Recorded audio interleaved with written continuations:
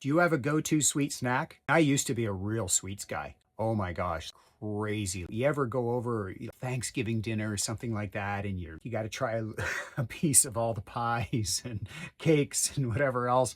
Oh, and birthday cake. Oh, icing. Oh my God. I used to be able to eat Betty Crocker icing with a spoon right out of the top. That used to just freak people out and crazy. It would make my teeth hurt. It was so sweet. But it's interesting to me in recent years how I've sort of lost that bug. It's more of an urge I get moment to moment. So the other day I was out visiting with clients and there's a local bakery and the homeowner said, hey, there's this great bakery over here, a little small bougie boutique bakery in a small little, what do you call it? Small little hamlet. And I went in and you know what they had? Peanut butter cookies, which I love. Actually, my favorite cookie is white chocolate macadamia nut. But anyways, they had, so that I guess would be my go-to snack. But it's not like I don't keep sweets in my house because if they're in my house, then I eat them.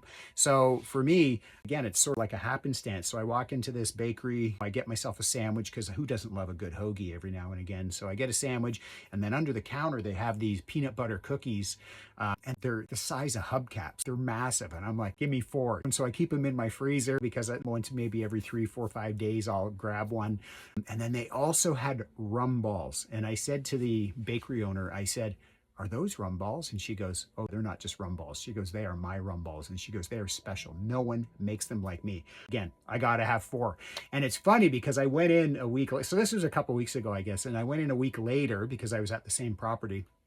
And I said to the lady, I was going in for a sandwich again, and they had peanut butter cookies. I said, those cookies were great. I'm going to take a few more. And I gave one to a friend of mine.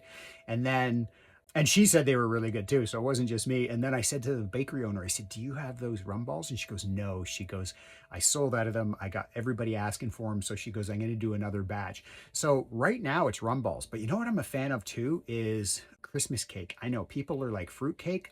I love it, but I really love it when it's homemade. I had this ex-girlfriend years ago, and her mom was English, and she knew I liked rum cake. And so every year she would make a Christmas cake, and she would make it months and months in advance, and then she would do it in the cheesecloth with the rum, and it would just be like, and it was funny because I remember this one year, I think it was the last year we were together at Christmas, and my ex-girlfriend was like, hey, why don't you slice that up and put it out with the dessert? And I'm like, fuck no. And so I said, I ain't sharing that shit. If your mom wanted everybody to eat it, she would have brought a second loaf, not just mine, right? Mine was a gift. It was wrapped. It had my name on it. That's mine. In fact,